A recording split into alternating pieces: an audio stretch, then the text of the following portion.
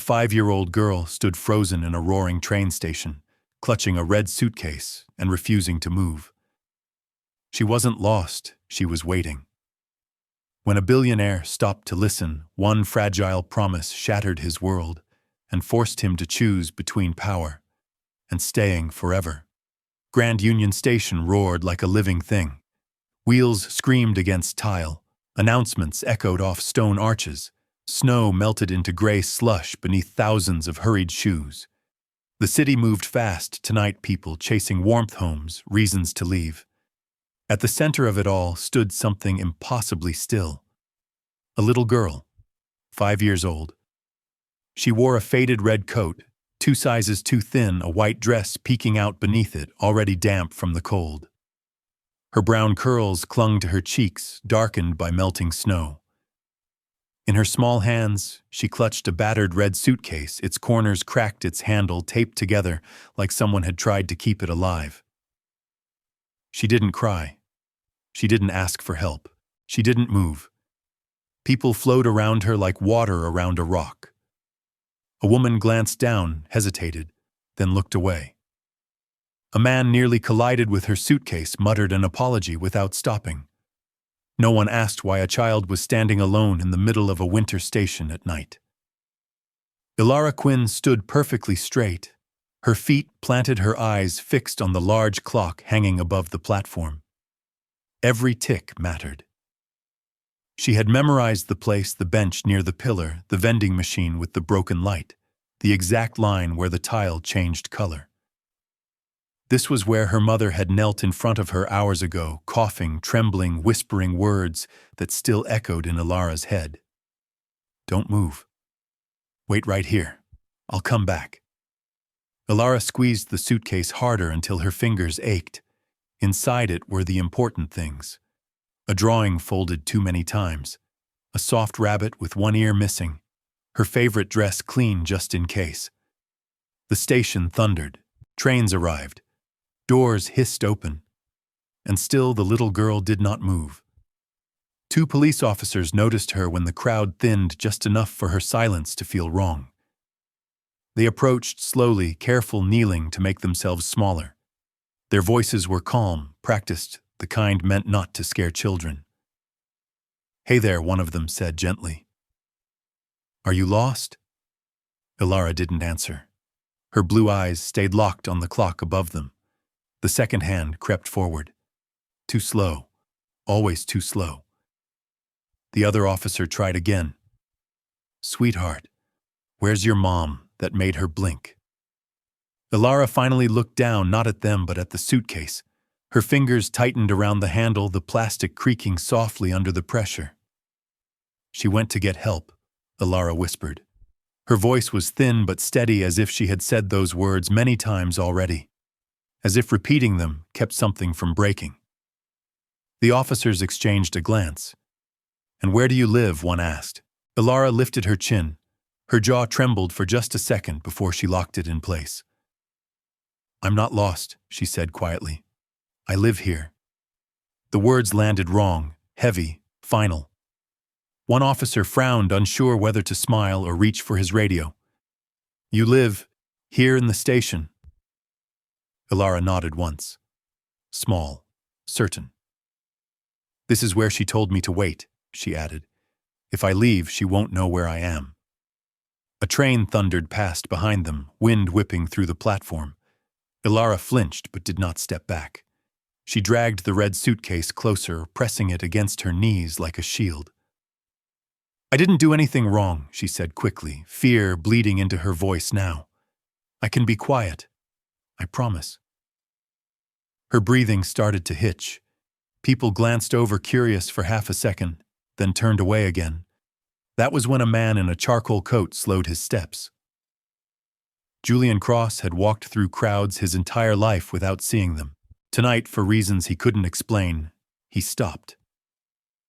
Julian Cross had places to be, meetings waiting, calls unanswered, a driver outside growing impatient. He was used to momentum, used to moving forward and never looking back. But something in the girl's voice cut through the noise of the station like a blade. "I live here."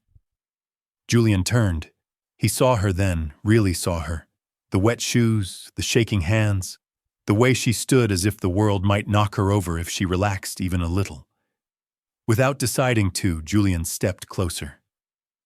He ignored the officers, ignored the stares.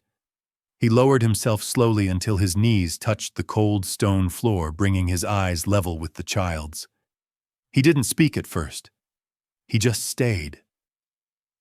The station roared around them, but between Julian and the girl, something quiet settled. Ilara watched him closely, her gaze sharp and measuring as if she were weighing whether he was dangerous or simply temporary. Julian noticed the suitcase. Not new, not decorative. Used. Loved. Necessary. "What's your name?" he asked softly.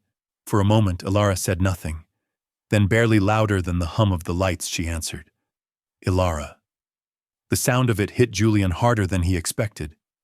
A name shouldn't feel like a responsibility, but suddenly it did. "I'm Julian," he said. "Can I stay here with you for a minute?" Ilara hesitated, then she nodded once. The officers shifted, unsure. Julian didn't look at them. His attention stayed with the small girl whose shoulders trembled beneath a red coat. "You're cold," he said gently. "I can't leave," Ilara replied immediately, panic flashing in her eyes. "If I'm not here, she won't find me." Julian took a slow breath. "Okay," he said. "Then I won't leave either." For the first time that night, Ilara's grip on the suitcase loosened just a little. The suitcase was heavier than it looked, not because of what was inside, but because of what it meant. Ilara kept it pressed against her legs, the cracked red shell cold even through her gloves. Julian noticed the way her arms trembled, not from weakness, but from effort, from holding on too long. "What's in there?" he asked gently, nodding toward the suitcase. Ilara's shoulders stiffened instantly. Her fingers curled tighter around the handle. "My things," she said. "Important things."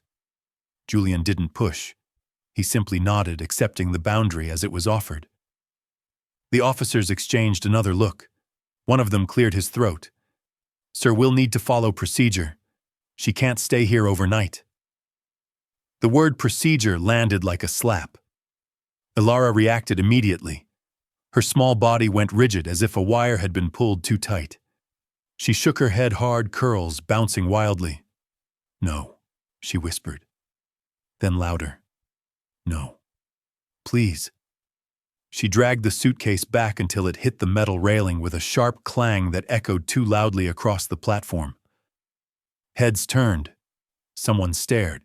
Someone else shook their head. "I didn't do anything wrong," Ilara cried, her words tumbling out fast, practiced, desperate. "I can stay here. I won't talk. I won't move. I promise." Tears spilled down her cheeks, hot against skin reddened by the cold. She pressed her face against the suitcase, clutching it to her chest, like it was alive. Julian stood, not abruptly, not aggressively, just enough. He positioned himself slightly in front of Ilara, between her and the officers, between her and the watching crowd. "Give us a moment," he said calmly. One officer hesitated. "Sir, please," Julian repeated. His voice wasn't loud. It didn't need to be. The officers stepped back, uncertain. Julian crouched again, closer this time. "Ilara," he said softly, "I'm not here to take your suitcase, and no one is disappearing you tonight." She looked up at him through tears, eyes wide, searching his face for the lie she expected to find. "My mom said if I leave, she won't find me," Ilara whispered.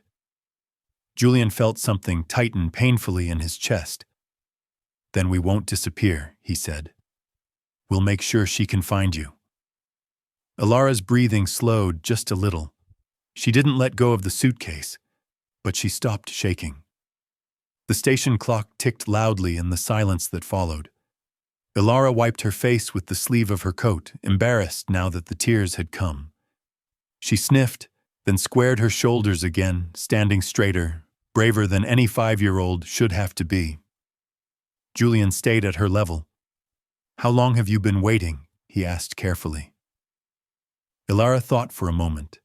She glanced up at the clock, then away. It was light when she left, she said. Then it wasn't. Julian didn't need more detail. She was sick, Ilara added, quieter now. She kept coughing. She said she just needed help. She said she'd be back before it got dark. Her voice cracked on the last word. Julian felt the shape of the truth forming cold and unmistakable. One of the officers shifted again. Sir, we really need to. Julian raised a hand without looking back. I understand, he said, but not like this. He turned fully to Ilara. Can I ask you something? She hesitated, then nodded. If we went somewhere warm, Julian said slowly, and if I promised that you wouldn't lose this place, that if your mom came back, she would know exactly where to find you, would that be okay? Ilara froze. Fear flashed across her face, sharp and bright. What if she comes when I'm gone? She whispered. Then I'll bring you back, Julian said immediately. Together. She studied him like a puzzle, searching for cracks. Her fingers flexed around the suitcase handle. You won't leave, she asked. Julian didn't answer right away. Then he nodded once. Firm. Certain. I'm staying. Something shifted in Ilara's eyes. Not trust. Not yet. But exhaustion. The officers approached again, slower this time. Papers appeared. Radios murmured. Words floated past Ilara's ears, temporary, safe, overnight, none of them fully understood, all of them terrifying. Julian knelt in front of her once more. This means no one hurts you tonight, he said gently. You get warm food, a place to sleep, and your suitcase stays with you. Ilara looked down at the red case, then back up at him. You promise, she asked. Julian held her gaze. I promise to stay. She nodded once barely, and took one small step toward him. The cafe near the station smelled like bread and steam. Ilara stopped just inside the door, frozen again. Warm air rushed over her, unfamiliar and overwhelming. Her fingers tightened around the suitcase handle as if the heat itself might disappear if she trusted it too much. Julian didn't rush her. He guided her to a small table by the window and ordered a bowl of soup without asking. When it arrived, Ilara stared at it as if it were a trick. This is for me, she asked quietly. Julian nodded. No rush. She lifted the spoon carefully, hands shaking. The first taste made her pause. The second came faster. Soon the sound of the station faded, replaced by the soft clink of ceramic and her slow, steady breathing. Color crept back into her cheeks. Halfway through the bowl, Ilara looked up, serious again. You won't leave after this, she said. It wasn't a question. It was a condition. I'm not going anywhere tonight, Julian replied. She accepted the answer exactly as it was offered. When she finished eating, Ilara wrapped both arms around the warm bowl, eyelids drooping. Outside, snow pressed gently against the glass. For the first time in days, she wasn't guarding a place. She was sitting with a person. Julian watched her closely, feeling the weight of what he'd chosen settle deep in his chest. He had signed contracts worth billions without hesitation. None of them had felt like this. Ilara rested her chin on the edge of the table, still clutching the suitcase with one hand. If I sleep, she whispered, everything might change. Julian leaned back slightly, keeping his voice low. I'll be right here. She studied him one last time. Then slowly, she nodded. And for the first time since the station, Ilara let herself breathe. The hotel lobby glowed with soft yellow light. Too clean, too quiet. Ilara slowed her steps the moment they entered, her eyes darting as if the walls might move. Her small wheels bumped awkwardly behind her, the red suitcase refusing to roll straight. She kept close to Julian, not touching him, but never letting the distance stretch too far. When the elevator doors slid shut, Ilara stiffened. Is it going to stop? She asked quickly. Yes, Julian said gently. And then it'll go again. She nodded, unconvinced, clutching the suitcase tighter.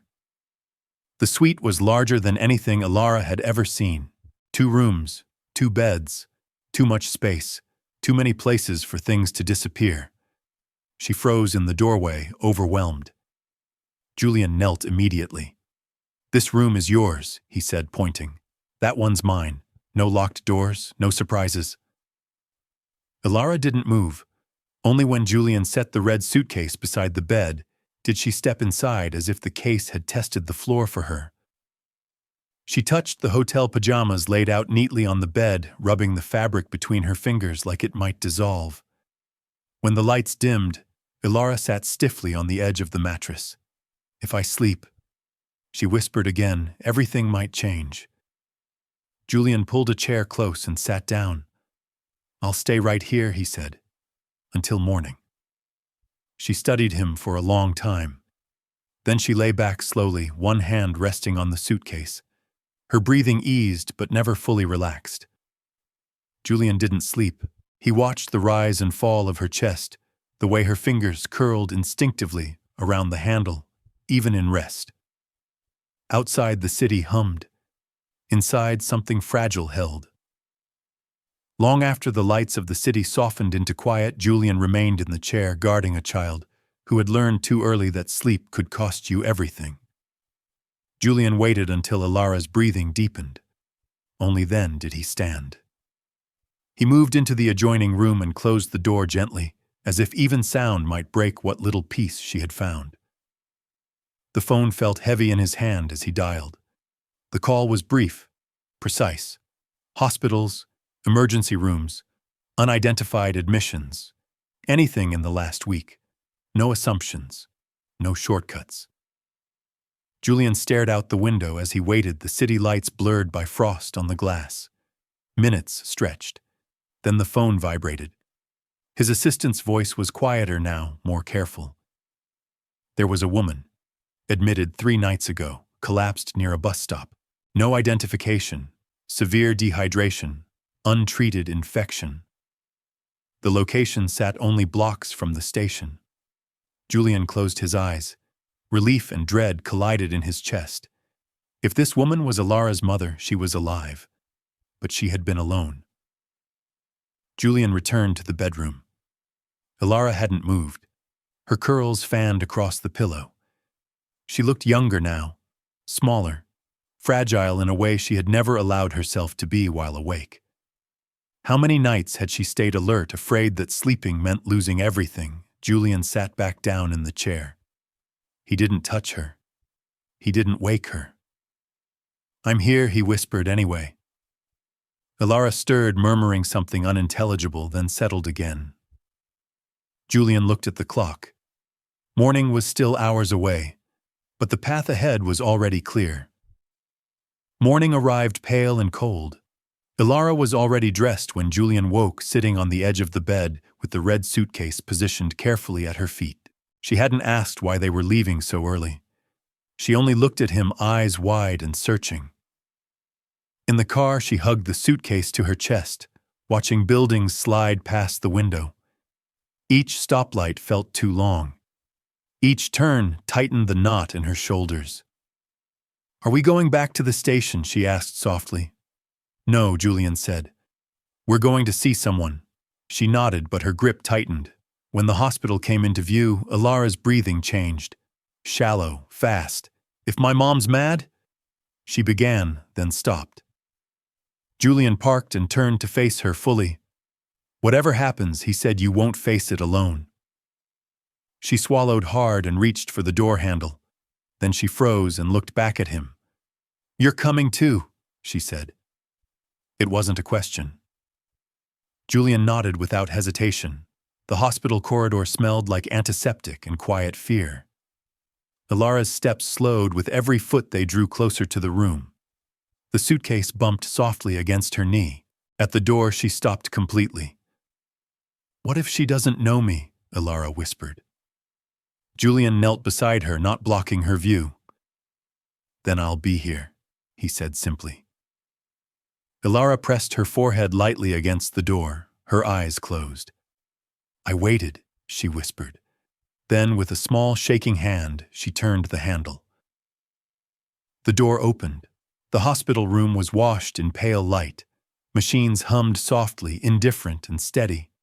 A woman lay on the narrow bed, thinner than memory, her skin drawn tight chest, rising unevenly beneath thin sheets. Ilara stepped inside as if the floor might disappear. One step, then another. Her eyes moved everywhere at once, the wires, the beeping monitor, the IV drip. Everything felt too loud, too fragile. She climbed onto the chair beside the bed, movements slow and deliberate, afraid that moving too fast might wake something terrible. For a long moment, she didn't touch her. Then Ilara lifted her hand. Her fingers trembled as they brushed the woman's arm. The woman stirred. Eyelids fluttered. A breath caught in her chest. "Mommy," Ilara whispered. The sound was barely there, fragile as breath on glass. The woman's fingers twitched weakly, searching. When they closed around Ilara's small hand, something inside the child finally broke open. Ilara leaned forward, pressing her forehead against the bed, her shoulders shaking as weeks of fear spilled out all at once. No screaming, no words. Just relief finally allowed to exist. Julian stayed near the door, giving space ready if the moment shattered. Ilara didn't let go. Even when the woman's grip weakened, even when the machines hummed louder than her breath, Ilara held on, as if loosening her fingers might make everything disappear again. Tears slid silently down her cheeks, dripping onto the white sheet. She wiped them away with the back of her sleeve, determined not to miss a single second. The woman's lips moved without sound. Ilara leaned closer. "I waited," she whispered. "Just like you said." The woman's fingers squeezed faintly. It was enough. For the first time since the station, Ilara felt the ground beneath her feet stop shifting. Ilara finally looked over her shoulder. Julian stood a few steps away, frozen. He hadn't realized until that moment that the room had quietly rearranged itself around him, that he was no longer a stranger at the edge. He was part of the frame. "Can you fix her?" Ilara asked. The question wasn't dramatic. It wasn't desperate. It was simple, absolute. She climbed down from the chair, still holding her mother's hand, until the last possible inch of reach, then walked straight toward Julian. Her eyes lifted to his, clear and trusting in a way that felt unbearable.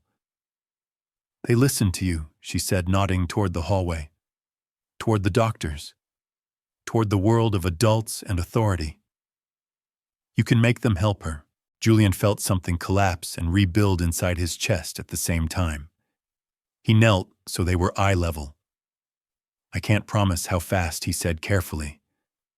"And I can't promise it will be easy."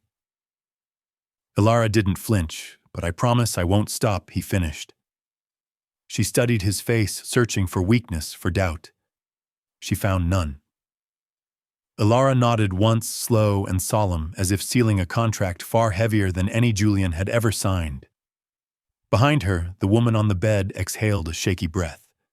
The doctor spoke carefully, each word measured. Severe dehydration, untreated infection, weeks of exhaustion layered on a weakened body. Recovery would be slow, uncertain, expensive. The word expensive filled the silence without being spoken. Ilara didn't understand the terms. She only watched Julian's face. Julian didn't hesitate. Do everything he said. No delays. The doctor blinked, startled, then nodded and stepped out to make arrangements. Ilara slid her small hand into Julian's without asking. He held it. Sienna woke later, confused and frightened. Her eyes flicked from the machines to Ilara, then to Julian. When recognition settled, tears escaped, despite her effort to stop them. "I'm sorry," she whispered hoarsely. "I didn't mean to leave you." Ilara shook her head fiercely. "You're here," she said. "That's all." When the doctor mentioned insurance gaps, long-term care, Sienna's face tightened with shame. She whispered that she didn't have money, that she had already failed her daughter once. Julian stepped forward before Alara could hear more. "Send me the bill," he said calmly. The room froze. "This isn't charity," Julian added evenly. "It's care." He explained what Alara had endured. The nights, the station, the waiting. He told the doctor to proceed with everything necessary, private room specialists, no shortcuts. Sienna closed her eyes, tears slipping free. "Thank you," she whispered. Julian didn't answer. He squeezed Alara's hand instead. Outside the room, Julian's phone buzzed. The board. Questions sharpened by concern disguised as strategy. "This is a distraction," one voice warned. Julian looked through the glass at Alara sitting beside her mother, humming softly. "I'm not leaving," he said. The call ended. Later, as the doctors worked, Alara leaned against him, suddenly heavy with exhaustion. "You stayed," she murmured. Julian looked down at her. "Yes," he said quietly, "I did." For the first time, Alara set the red suitcase down beside the chair and forgot about it. And Julian understood this wasn't a pause in his life. It was a choice. The days that followed blurred into a quiet rhythm Julian had never known. Mornings began in the hospital before the city fully woke. The halls were softer, then voices, low lights dimmed like the building itself was trying not to disturb the fragile hope growing inside room 714. Alara sat beside her mother's bed every morning, coloring carefully on a clipboard the nurses had given her. She paused every few minutes, eyes lifting to check that Sienna was still breathing steadily. Only then would she return to her crayons. Julian watched from a chair near the wall. He took calls there, acquisitions, deadlines, legal fires that once would have consumed his entire world. He extinguished them all with calm precision, then slipped the phone back into his pocket and turned his attention to the small girl humming softly beside the bed. Sienna improved slowly. Color returned to her cheeks. Her eyes stayed open longer. When she spoke, it was often to apologize, to worry aloud about money, about burdening a man she barely knew. Julian cut those thoughts short each time. "Rest," he told her. "That's your only job." Alara changed in quieter ways. She still brought the red suitcase everywhere, but she no longer hugged it constantly. Sometimes she set it down beside the chair and forgot about it altogether. Once she laughed soft and surprised when Julian miscolored a drawing she was teaching him to finish. The sound stopped him cold. It felt like proof, like progress measured in something that couldn't be charted. But the calls from the board grew sharper. They asked about optics, about perception, about why the CEO was missing meetings. They spoke of risk in the careful language of people who believed control was the same thing as safety. Julian listened without interrupting. One afternoon, he stood by the window phone pressed to his ear, watching Alara read aloud to her mother. She stumbled over long words, frowned, tried again. Sienna smiled weakly, eyes closed, listening like it was the most important story in the world. "This can't continue," a voice on the phone said. "You're needed."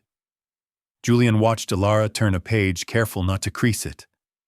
"I'm right where I need to be," he replied. The silence on the other end was heavier than anger. When he returned to the room, Alara looked up immediately. She always did now, as if tracking his presence by instinct. "You came back," she said. Julian nodded. She went back to reading. The confrontation came quietly. A call just after dusk, when the hospital lights softened and the city outside the window began to glow. Julian stepped into the hallway, his reflection stretched thin along the glass. The board's voices were polite, concerned, sharpened by strategy. They spoke of exposure, of leadership distracted by sentiment. They reminded him that companies survived on decisiveness, not detours. Julian said nothing. He watched through the window as Alara climbed onto the chair beside her mother, leaning carefully against the bed.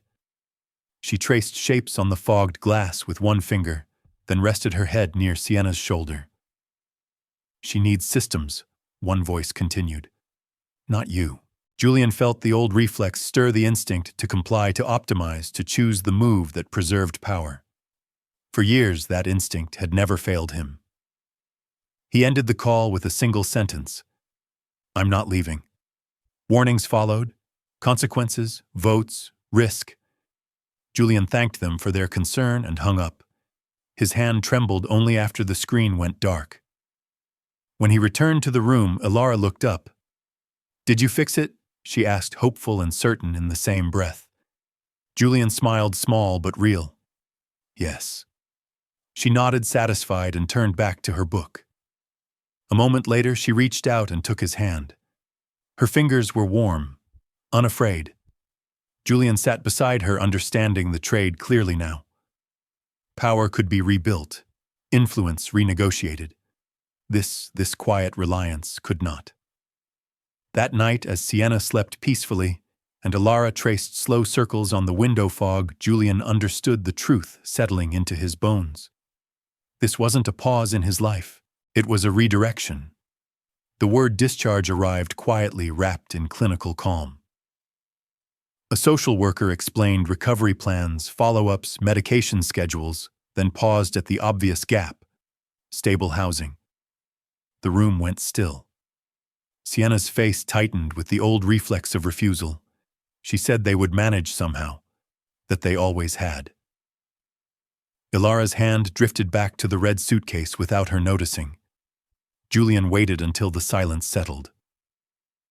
"Arrangements are already made," he said evenly. He described a furnished apartment near the hospital. Light, heat, groceries stocked, home care scheduled. He spoke as if listing facts, not gifts. Sienna shook her head, breath hitching. "I can't accept charity from a stranger." "This isn't charity," Julian replied. "It's stability."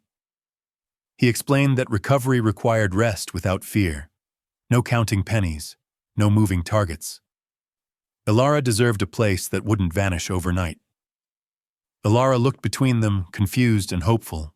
"We won't have to go back?" she asked softly. Julian met her gaze. "Never." She nodded once, then leaned against him, small and certain. The apartment smelled new, clean wood, warm air, something steady that didn't echo. Ilara stepped inside, slowly testing each step like the floor might disappear. She set the red suitcase down by the door and forgot it there. Distracted by the soft couch, the lamp glowing like a promise, the bedroom with a bed made just for her. She touched the blanket. It stayed. That night, Ilara brushed her teeth and paused at the sink, staring at her reflection. "Are you coming back tomorrow?" she asked, casual but careful. Julian crouched beside her. "I'll be here in the morning," he said. "And the next?" She considered this. Then she wrapped her arms around him, sudden and fierce. Julian returned the hug without hesitation. When Ilara fell asleep, the suitcase rested by her bed, not in her arms. Julian stood in the doorway, watching fear loosen its grip on the room. Outside, the city moved on. Inside, something permanent began. The first week in the apartment should have felt like an ending. Warmth, clean sheets, a refrigerator stocked with food Ilara didn't have to beg for. A couch that didn't smell like yesterday's worry. A bedroom where a nightlight glowed softly like a promise someone meant to keep. But Julian had lived long enough to know endings rarely arrived quietly. They arrived with paperwork, with phones that wouldn't stop buzzing, with strangers who smiled too easily. It began with a knock at the door. Julian opened it to find two people he didn't recognize. One wore a neutral blazer and carried a leather folder. The other held a tablet and a smile that looked practiced. "Mr. Cross," the woman said. "I'm with your legal team. This is a welfare liaison assigned to the case. We need to confirm details regarding the minor." Ilara's head popped up from the rug where she was arranging toy blocks in careful, symmetrical lines. Her eyes snapped to the stranger's. Her small body went still in the same way it had in the station, frozen, watchful, ready to disappear into silence. Her hand drifted toward the red suitcase by the bed. Julian noticed. He stepped into the doorway, leaving the visitors outside. "You can talk to me," he said, voice calm. "Not in front of her." The liaison's smile tightened. "It's standard. We just need to make sure the child is safe and not being relocated improperly." The word relocated struck Alara like a spark to dry paper. Julian closed the door gently, locking it without looking dramatic. Then he turned to Alara. She was staring at him with wide, alert eyes, breath held. "They're taking me," she whispered. "No," Julian said immediately. Her voice trembled anyway. "But they have papers." Julian crossed the room slowly and knelt in front of her, keeping his hands visible, his posture low. "Alara," he said softly, "papers don't get to decide everything." Her eyes flicked toward the door. They said procedure. Julian felt the word cut through him because it had cut through her first. "No one's moving you today," he said. "Not without me. Not without your mom. Not ever like that." Alara swallowed hard. Her fingers curled into her pajama sleeve. "Promise," Julian held her gaze. "I promise." A second knock came harder this time. Julian stood, walked back to the door, and opened it just enough to speak. He kept his body angled, a barrier between the visitors and the living room where Alara sat. The legal rep lowered his voice. "Sir, this is turning into a situation. The board is concerned. Media picked up chatter about you taking custody of a sick woman's child. There are optics." Julian didn't blink. "Optics don't keep a child warm. She's not legally yours," the man continued, as if Julian didn't understand English. "A temporary signature doesn't erase protocol. We need to formalize, or step away." Julian looked down at the folder in the man's hands and felt a familiar anger rise, cold, controlled, clean. All his life he had watched people treat human lives like numbers. He had signed those numbers himself. Not this time. "She has a mother," Julian said, "and her mother is recovering. That's the only reality that matters." The liaison leaned forward. "We can place the child in a qualified foster environment until the mother is stable." Behind Julian, a small sound, barely a breath. Alara had stood up. Julian turned. She wasn't crying. She was holding the red suitcase in both hands like a shield, knuckles white. "If I go," she said quietly, voice trembling but stubborn, "my mom won't find me." The words sliced the room open. The visitors paused. The legal rep looked uncomfortable, as if a child's voice had ruined the neat script. Julian walked back to Alara and gently took the suitcase handle, not to take it, but to steady it. He lowered his voice so only she could hear. "Your mom knows where you are now," he said, "and I'm right here." Ilara's breathing hitched. Julian turned back to the door. His voice sharpened, not loud, just final. "Tell the board," he said, "if they want my seat, they can have it." The legal rep blinked. Sir Julian didn't flinch. "But they don't get this child." He closed the door. And for the first time since he'd built an empire, Julian Cross felt power slip out of his hands and land somewhere it actually belonged. In a small apartment.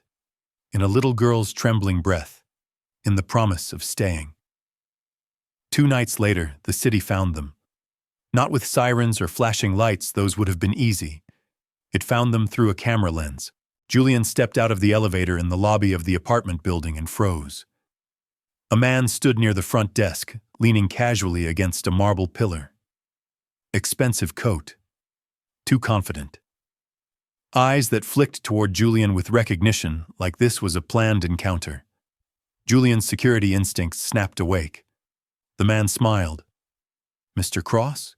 he said warmly, like they were old friends. "Just wanted to see if the rumors were true." Julian didn't respond. He simply walked past. The man followed, slow, measured, keeping enough distance to look harmless. "People are saying you've got a little girl living with you," he continued. "A CEO playing father. That's a story, sir." Julian stopped near the mailboxes and turned. "Who are you?" he asked. The man lifted a card. A small logo. A media outlet Julian didn't respect. Grant Leland, he said. Freelance. Julian's jaw tightened. Leave. Grant's smile didn't fade. Not here to cause trouble, he said. Just curious, because the board is curious. Investors are curious. And honestly, the public loves a redemption arc. Julian stepped closer. Leave. Grant raised both hands as if amused. Sure. But you should know someone already leaked the hospital name. Your little stability plan. It's out there. Julian's blood cooled. He turned and walked fast, keys in hand.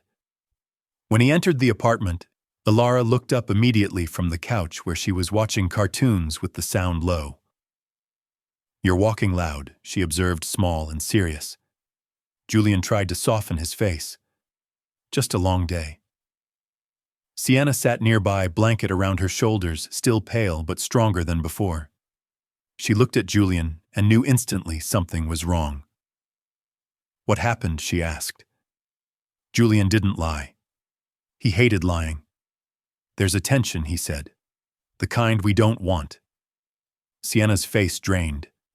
Because of me. Because people are cruel when they smell vulnerability, Julian replied. Not because of you. A knock came at the door. Not loud. Not polite either. The kind of knock that expected obedience. Ilara stiffened. The cartoon voice continued in the background, cheerful and wrong, while fear thickened in the room. Julian moved to the door and looked through the peephole. 2 men, 1 woman. A camera just visible at the edge, trying to pretend it wasn't there. Julian's stomach dropped. He opened the door just enough to speak. Mr. Cross, the woman asked, voice syrupy. We're from Child Services. We received an urgent report. Ilara slid off the couch silently and moved behind Julian, clutching the red suitcase. Her small hands shook. Julian kept his voice calm. What report? The woman glanced at her clipboard. Possible exploitation of a minor. We need to verify the child's living situation. Sienna stood, wobbling, her face white. This is my daughter, she said, voice rough but fierce. She's safe. The woman's smile didn't reach her eyes. Ma'am, we can discuss custody arrangements once we verify. Ilara suddenly spoke. Her voice was small, but it cut through the room like glass. I live here, she said. The worker blinked. Honey. Ilara stepped forward, trembling, hugging the suitcase to her chest. I waited in the station, she continued, eyes shining. I didn't move. I did what my mom said. And he stayed. Her lip trembled. He didn't leave. The room went silent. Even the cartoon seemed to pause, as if the world itself had turned its head. Julian looked down at Ilara and felt a violent swell of emotion, pride, grief, rage, all at once. The worker tried to recover. Sweetie, we just need to make sure you're safe. Ilara's gaze hardened in a way that didn't belong to 5-year-old eyes. I am safe, she said. Because he stays. Julian turned back to the worker. His voice dropped into the tone he used when ending negotiations. You will not interrogate her, he said. If you have questions, you ask me. If you have legal concerns, you talk to my counsel. And if you have 1 ounce of decency, you will stop making a traumatized child relive the worst week of her life for your paperwork. The worker's cheeks flushed. She opened her mouth. Julian continued, unbroken. This home is stable. This mother is recovering. This child is safe. He held her gaze. Now leave. The door closed. The lock clicked. And Ilara exhaled a shaky breath she'd been holding since the train station. Julian knelt beside her and spoke softly. You were brave. Ilara didn't smile. She simply asked the only question that mattered. You're still here. Right, Julian's throat tightened. He nodded. I'm still here. That night, Sienna couldn't sleep. Julian found her sitting at the kitchen table, staring into a mug of tea she hadn't touched. The apartment was quiet. Ilara had finally fallen asleep, the suitcase resting beside her bed like a retired soldier. Sienna didn't look up when Julian entered.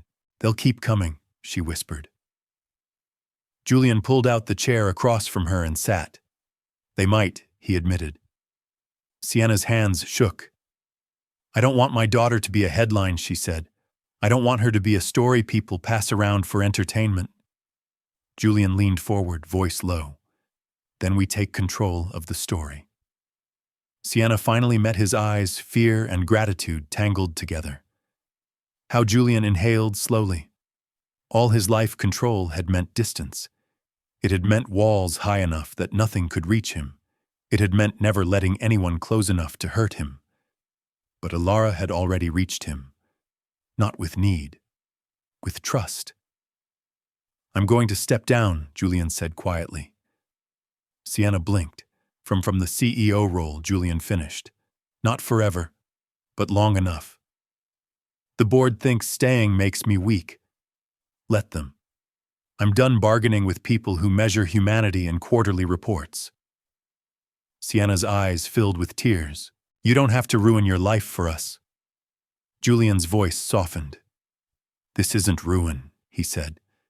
"This is the first decision I've made in years that feels like truth."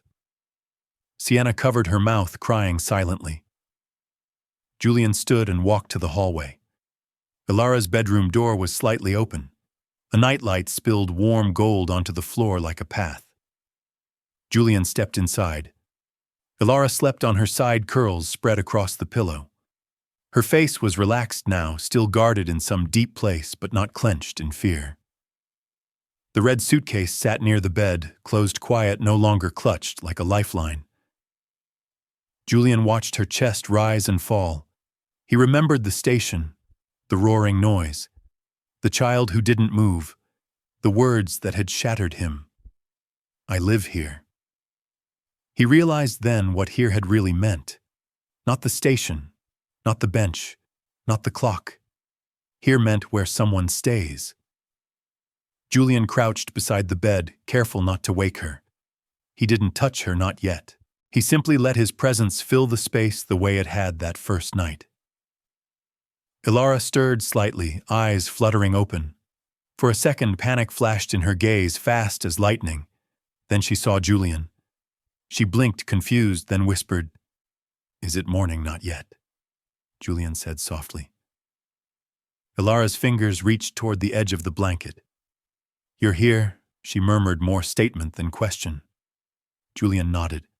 Ilara's eyelids drooped again, but she fought sleep like it was an enemy. "If I sleep," she whispered, "don't leave." Julian's throat tightened. "I won't," he said. "Not tonight. Not tomorrow." Ilara searched his face in the dim light as if checking the shape of the promise. Then slowly she nodded. And she did something that nearly broke him. She reached out, touched his sleeve with two small fingers, gentle, careful, like she was testing whether he was real. Julian stayed completely still. Ilara's hand relaxed. Her fingers slipped away. Her breathing deepened. She fell asleep again. Julian remained there a long time after. Not because he was guarding her from the world, but because he was finally learning what it meant to belong to someone. In the kitchen later, Julian sent one message to his assistant: "Cancel everything. Schedule the vote. I'll speak first." He stared at the phone screen. Power had always been about leaving. Tonight, power meant staying, and Julian Cross had accepted the cost without resentment. Because the first thing Ilara had ever asked him to do was the one thing he'd never been good at: stay. The boardroom had never felt smaller. Glass walls, city skyline, faces Julian had known for years, measured, controlled, unreadable. This room had decided the fate of thousands of people, entire industries, without ever raising its voice. Julian stood at the head of the table. He didn't bring slides. He didn't bring numbers. He brought the truth. "I'm stepping back," he said calmly. Murmurs rippled through the room. Someone leaned forward. Someone else frowned, already calculating the damage. "This is temporary," Julian continued, "but necessary." A voice cut in. "Because of the child," Julian nodded. because of a child, and because of what she taught me. They pressed him. Fiduciary duty, public image, stability. He listened, then ended the debate with the same quiet certainty he had used in the station. You can replace a CEO, he said. You can't replace a childhood. Silence followed, thick, uncomfortable. When the vote was called, Julian didn't wait for the result. He already knew the cost. He stood, thanked them for their time, and walked out. Outside, the city felt different, louder, colder, but his phone buzzed. A message from his assistant vote passed. Interim appointed. Julian exhaled. At the apartment, Ilara sat on the floor, coloring tongue tucked between her teeth in concentration. She looked up the second the door opened. You're back early, she said. Julian smiled. I told you I'd come back. She studied his face, searching for something only she could see. Then she nodded and went back to coloring, satisfied. Sienna watched from the kitchen doorway, tears gathering silently. You didn't have to do that, she whispered. Julian shook his head. I needed to. That night, for the first time since the station, the world didn't feel like it was waiting to take something away. Recovery took time. Weeks passed. Sienna grew stronger. Ilara grew lighter. The suitcase stayed by the bed now, untouched, its job finished. One evening, as the sun bled orange across the apartment walls, Ilara sat beside Julian on the couch legs tucked beneath her. Can I ask you something? She said. Julian nodded. Always. She hesitated, fingers worrying the edge of the cushion. When my mom gets better, where will you go? The question landed softly, but it hit hard. Julian didn't answer right away. I don't know, he said honestly. Ilara absorbed this. Her face fell, not dramatically, not with tears, just a quiet closing like a door someone forgot to hold open. Sienna watched from across the room, heartbreaking. Julian saw it. He knelt in front of Ilara, bringing his eyes level with hers. But I do know this, he said gently. I'm not disappearing. Ilara's voice was small. People say that, Julian nodded. I know, he took a breath. So I won't say it. I'll show you. That night, Julian stayed again. And the next. And the next. Mornings came with breakfast together. Evenings with stories. No announcements. No grand gestures. Just presence, consistent and real. One afternoon, Ilara handed Julian a drawing. It showed 3 figures, one small, one taller, one in between. Underneath, in careful, uneven letters, she had written, Here. Julian swallowed hard. Winter loosened its grip on the city. Snow melted. Days grew longer. One morning, Ilara woke up and didn't check the door. She padded into the kitchen, hair messy, eyes sleepy, and climbed into a chair like it had always been hers. The red suitcase stayed in the bedroom, forgotten. Julian watched her from the doorway. Sienna caught his eye and smiled, soft, grateful, real. Ilara looked up from her cereal. You're still here, she said. Julian nodded. I am. She accepted this without celebration, without fear, because it was normal now. Later, as the city moved outside and life found a new rhythm, Julian understood what the station had taught him that night. Belonging wasn't a destination. It wasn't a rescue. It wasn't even a promise. It was a decision made every day. And for the first time in his life, Julian Cross didn't feel the urge to leave. He had chosen to stay. And that choice changed everything. Did this story move your soul? Share your feelings in the comments and rate it from 1 to 10. Don't forget to like, share, and subscribe. Then tap the bell icon so you never miss a new story. Click the end screen to watch another heartfelt video. See you in the next story.